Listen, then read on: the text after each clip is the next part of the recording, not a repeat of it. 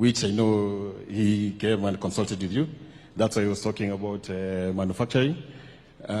We've just recently gone to tender for the MEP equipment for all the sites, all the 250 sites plus we focus for the next 5 years. Whatever we are doing was not imaginable when we were sitting in the first table when we were discussing, but with time it has become a reality to us. I know with time the effect will be seen because we've seen the response from the public. What I'm talking about is lifts, LV boards, water treatment plants, sanitary ware. So one thing, as my experience, which was given by affordable housing, there is something that has happened that I know all the consultants around here will talk about, mainly the MEP engineers. There's a collaboration among the 35 firms, and that's not I'm not talking about the full consortium, I'm just talking about the MEP engineers. For like what we are doing right now, we're doing the electrical part, Gamma Delta are doing the mechanical part of the tendering and the documentation. So we've been moved from that competition, fighting for survival, to now becoming actual professionals and thinking beyond the norm.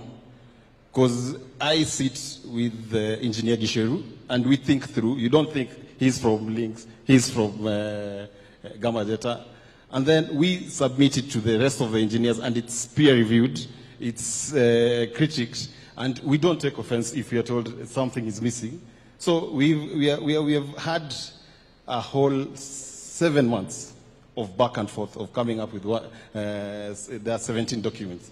So it's so transformative that sometimes you sit down and think about it, and we never thought we could do anything to this scale in terms of MEP engineering. So what I'm talking about is we are envisioning we've gone to tender for manufacturers. We are not doing suppliers. We have gone to tender for manufacturers of the MEP components. The incentives that are being given, which I know PS will speak to, we've leveraged on the economies of scale. An example is lift. In the next 5 years, we anticipate 58,200 lifts. We've been doing an annual lift of 700 across the country. Right now, we have upwards of 3,500 lifts demand. So the market is there, the pipeline is there, the encouragement is there. I was surprised.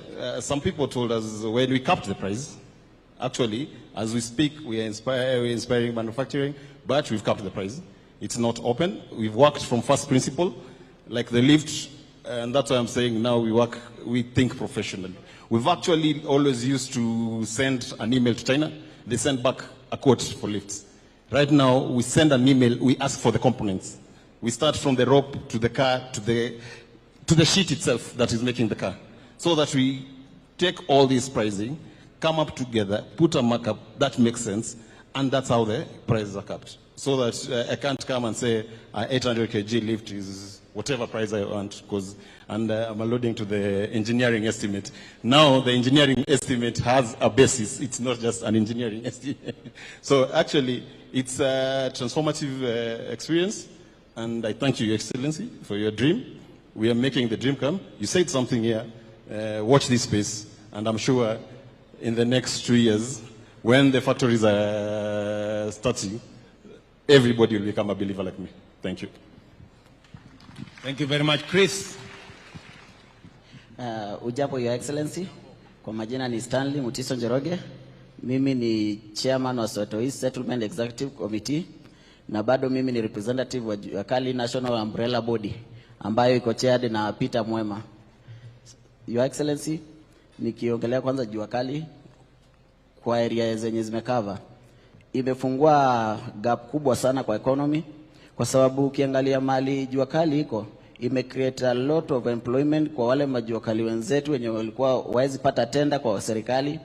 but through hii program ya affordable housing unapata kuna wale jua kali walikuwa chini kwa ground wameunganishwa, wameform association, wameregister na MCA, and then tuwezi sema pia ati ni jua kali peke yake walijishikilia. Ni jua kali pia walishikiliwa kupitia bwana PS ambaye aliona ni vizuri sana hii mradi kama inafanywa area yenyu. Wacha wale jua kali wako kwa hiyo area wakuwe ni first hand beneficiaries, ndio pia wapate pato na iwasaidie. So your excellency, kwa jua kali sector naweza kuambia ime create more employment across the country. Pia unaona jua kali wako more than 7,000 wenye your excellency, hata ningeomba one day ukuwe na session nao ndio ujue kweli jua kali wamesaidika na wamesaidia familia zao, na through hiyo channel ya jua kali imeongeza watu wengi mpaka wa mkono, kwa sababu huwezi sema jua kali peke yake watajifanyia kazi. Utapata wako profession hapo wanafanya kazi, but wameemploy another watu wa mkono wasaidie kazi. So ina jua kali sector ime create more employment kwa community na hata kwa the larger area. Ukiangalia through that the money supply, yani imezunguka hapo, pesa ina circulate. Si ile wakati yenye ulikuwa unakaa hapo kupata pesa ni ngumu, but wakati yenye pesa ina circulate area, economy na grow. Ule mama mboga kwa hapo atapromotiwa na hao, ule mama mpesa hapo atapata deposits kutoka kwa site hapo na apate mali yake hapo. Wale wenye wamejiwekea vioski zao watajisaidia nao wakati pesa ina circulate kwa area. Lakini wakikosa kazi ndio unapata kulikuwa na crime rates zilikuwa mingi kwa sababu hakuna kazi. Vijana wamekaa idle, na an idle mind is a devil workshop.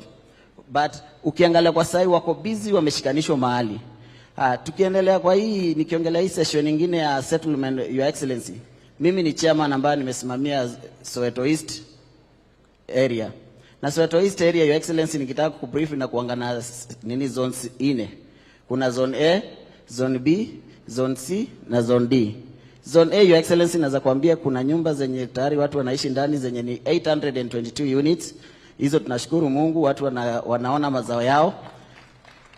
Then your excellency, kuna zone B yenye saa hii inaendelea kumalizwa na tuna hope itakimbizwa kwa muda inafaa na tuwakro na timeline, kwa sababu tuko na 4,465 units zenye tunatarajia hii mwaka na tutaziand over hii mwaka kulingana na ile plan yenye wako nayo na timelines.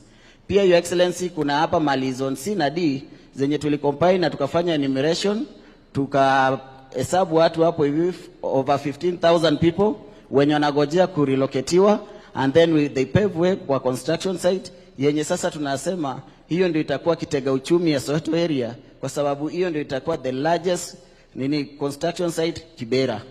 So in total, your excellency, kwa zone yetu tuko na over 20,000 families zenye zina benefit na zenye zitakuja kubenefit kwa hii mradi ya affordable housing project hapo Kibera. Asante sana. Thank you very much, Stanley. Na kwanza Happy New Year. Happy New Year, your excellency. Sijaonana na mwaka huu. Haki tumezungukana na wewe mara mingi.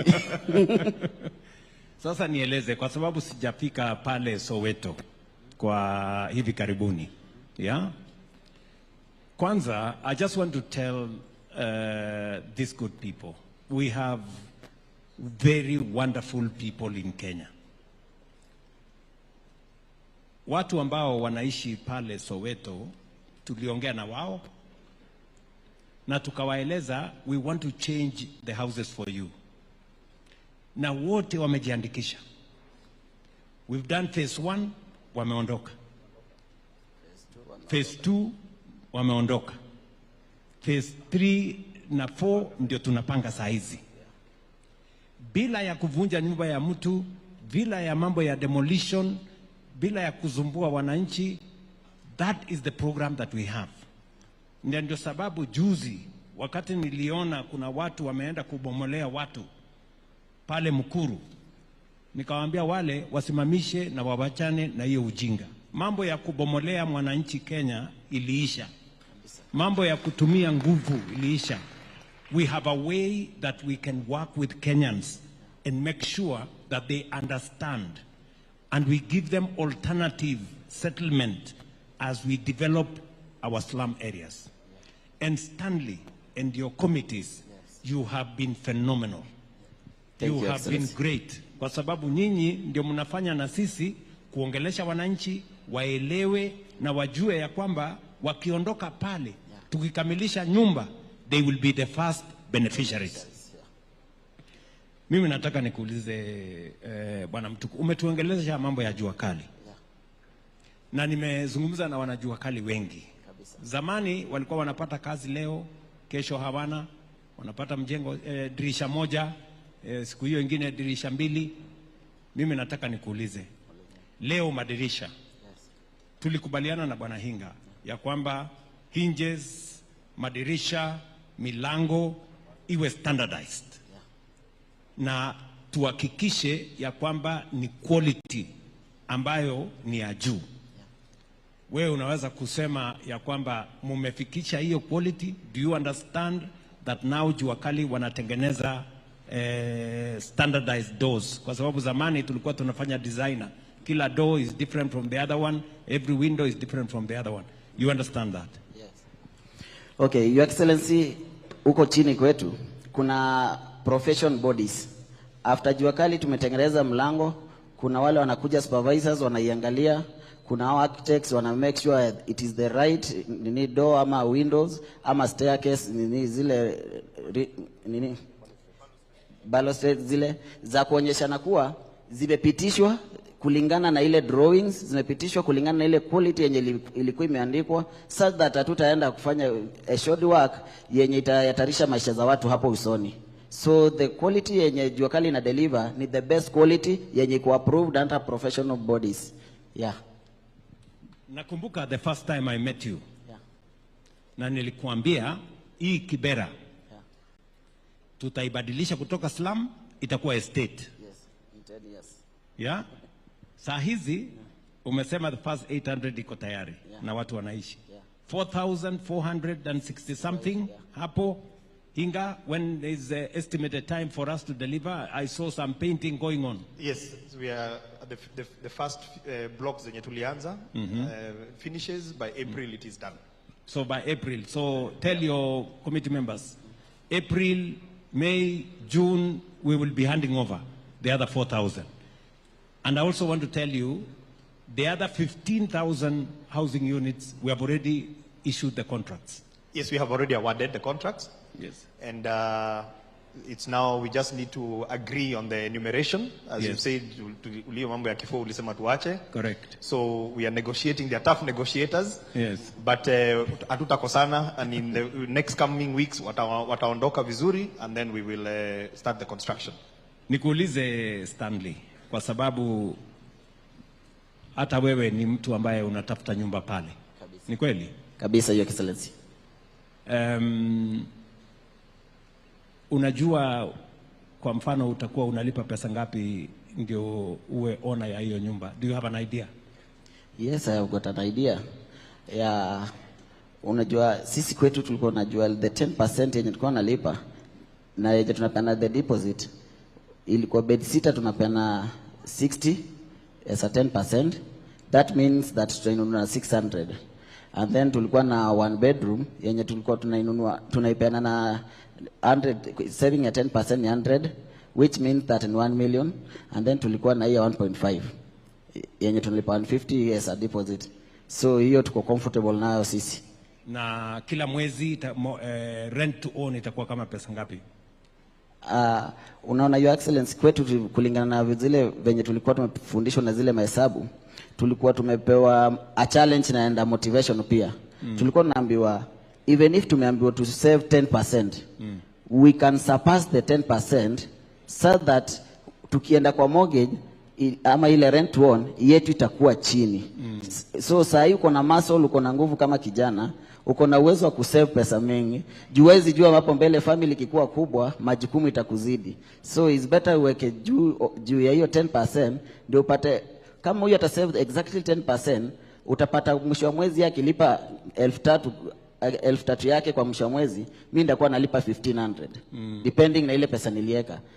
Sasa pale mbele ile nyumba watu wanaishi hapo Kibera, wanalipa kwa hii nyumba haina choo, haina maji, haina chochote, wanalipa kama pesa ngapi? Your Excellency, saa hii nyumba huko ni 3,000. Ile ni ile nyumba yenye sasa yani the lowest saa hii unaweza pata Kibera ni saa hii ni 3,000. Na kulingana na saa hii kwanza venye tulirelocate watu zone B, bei ilipanda kwa sababu watu ni wengi, nyumba ni chache. Na unajua watu wa Kibira wetu, Your Excellency, ni watu wa miujiza sana. Wanaona wakajaribu kwenda mbali, ni kama hii nyumba ni kama watakuwa wanaona progress sana. Yes. So walikaribia hapo karibu, ndio wakue bado ndio workers on site. Ndio pia wakifanya kwa site, hiyo pesa wanapata itawasaidia the daily needs, na bado itawasaidia kusave that 10% ya nyumba yao. Okay. So that's why wako hapo karibu. So Stanley, ile nyumba mtu analipa kwa sasa ambayo ni nyumba ya mabati, yeah, haina barabara, haina stima, haina choo, haina chochote, ni 3,000. Yeah. Lakini atatoka hapo aende gorofa ya 14 aishi kwa nyumba yenye iko na maji, iko na stima, iko na bafu, yeah, iko na mambo hiyo yote, atakuwa analipa shilingi ngapi? Hiyo 12,000 yetu. It cannot be more transformative than that. That is what it is. And that is why many people cannot believe what we are telling them. Tukiambia mtu ya kwamba utalipa 3,000 to live in 11th floor of a modern building when they were living for the same 3,000 in a slum, it doesn't look real. But I want to tell you, go to Mukuru today. You will find real people. Almost 5,000 people today, they are living in those houses, paying 3,900, what Stanley is saying here today. That is how transformation looks like. That is how you change a country.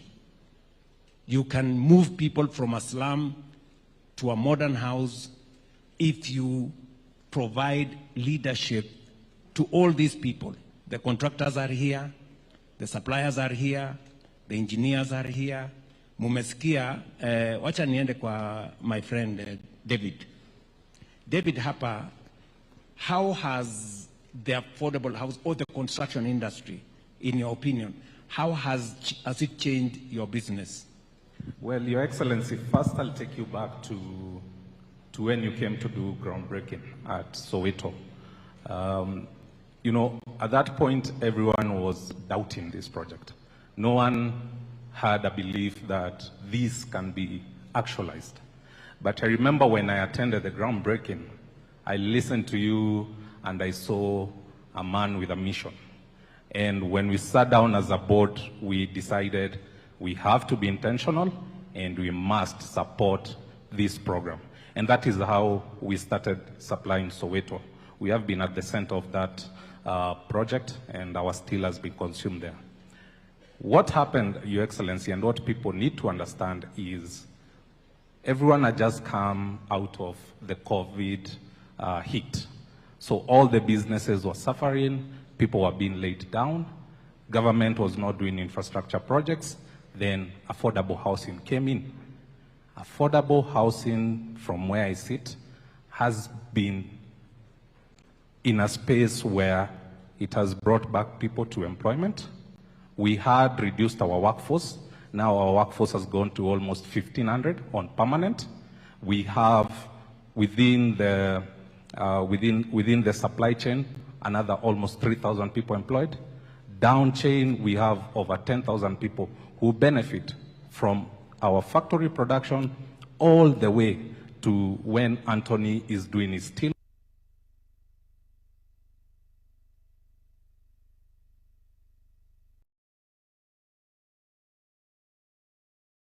So many things. It works around me increasing my capacity from 200 tons a day to 300 tons a day. Me increasing my fleet from 20 to 60. That means I have to employ more drivers. That means I have to employ more ton boy. That means I have to employ more people to load the steel. I have to employ more people to offload the steel. And this goes down and trickles down to creating more business and more capacity. We have also been able to... Just for numbers, in the last 2 years, or let's say 2.5 years, so what are the numbers? What are the numbers? You've increased your capacity from 2... We have increased our capacity from, actually, we used to do an average of 6,000. tons a month. Now we have the capacity to do over 20,000 tons. So from 6,000 to 20,000? To 20,000, yes.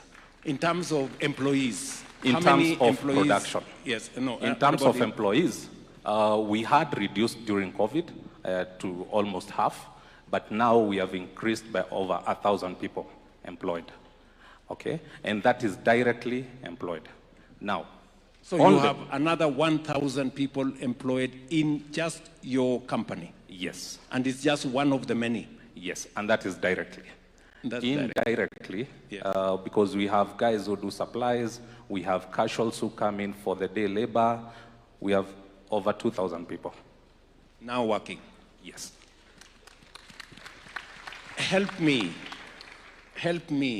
inform some of the people in leadership. One governor was telling his county, we don't want the president to bring housing. We will build our own houses. We want him to bring industries so that we can hire more people. Your Excellency, what I've learned actually in a span of 2 years is that talk is very cheap until you're on the ground. These people who talk like this are people who have not gone to the site. I've made it deliberate that I have to visit these sites and see what is happening. It's until you go to these sites and you see the number of people who have been employed, you see the number of mamamboga who are selling food, you see the amount of boda riders who are ferrying people to and from the sites. It's when you understand what is really happening. But when I sit at the comfort of my big office in the city of Nairobi, I can talk from an ignorant point of view and say that this is not what we need. But what I can ask them is very simple. Go to the ground. Let them go to the ground. Let them see what is actually happening. Let me ask you a direct question. Is affordable housing creating jobs in industry? It is creating quite a big percentage of jobs. I'll tell you right now, direct, personally, 50% of our supply goes to affordable housing. Yes.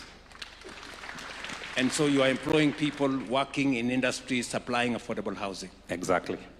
Now, there is also another allegation that was made by some of my competitors that for every steel that you supply, William Ruto gets a percentage. Please. To be honest, I wish that was not the case because, again, we go back to people just speaking from an ignorant point of understanding. Your Excellency, let me explain to you how the entire ecosystem works. One thing you have said today is, watu lazima wajitume, all right? When this project started, we took it deliberate that we have to go and look for the contractors. You cannot sit and wait for the contractor to come to you. We have no luxury for that. The people who are saying, oh, chuma ni ya Ruto, simiti ni ya Ruto, are people who do not understand how marketing and how convincing works. If I don't go looking for Anthony, he has no time to come looking for me. I have to be the one initiating a conversation and asking Anthony, the project you have in Karatina, between now, the point you get awarded, and the time you get your advance, how can I assist you do some milestones? You see? But this is a conversation that has to be intentional. You have to be on the ground to understand it. So all these people who are saying these things, it's unfortunate, but the devil is a liar. Today they are being shamed. Thank you very much. So let me ask you one more. Because we want to deal with the monster of corruption. In your business, in your association, and this also goes to Lillian, because for us to succeed, we have to work with integrity. Has any of your members, starting with David here, has any of your members been subjected to harassment that for them to supply affordable housing with their steel or their cement, there must be a percentage, you know, to be given to PS Hinga or the minister, or William Ruto has sent somebody that they need a cut for them to supply affordable housing. Do you have any experience, David? Has it come to your company? Do you know any other company that has been successful to touch? And finally, to Lillian, has any of your members, because we want to work transparently, if any of your members has complained that they have to bribe somebody for them to supply to any contractor in our affordable housing program, please help me. You know, let them step forward so that we can deal with corruption if it is there. Your Excellency, that has not happened. Actually, the only harassment we have, especially in the steel industry, is supply timeline, because the contractors want to deliver on time. So they have to harass you to make sure you deliver steel or be it cement on time. So corruption doesn't exist in this space, and that is one thing we have to give it to you as the leader of government, and also to the State Department for ensuring that there are no leaks and there are no gaps for such practices to be brought on board. And also, Your Excellency, at the end of the day, with the capping that we are getting from the PS on how the margin's so small, how much can you give? You cannot give. It's impossible. Okay. So the margin is already too small to The share with other people. margin is too small to even don't have the luxury tolerate. to share with other people. It's too small to tolerate even the thought of having that discussion. Lillian? Thank you, Your Excellency. I think integrity is one of the key issues that we stand for as we, engage with the manufacturer.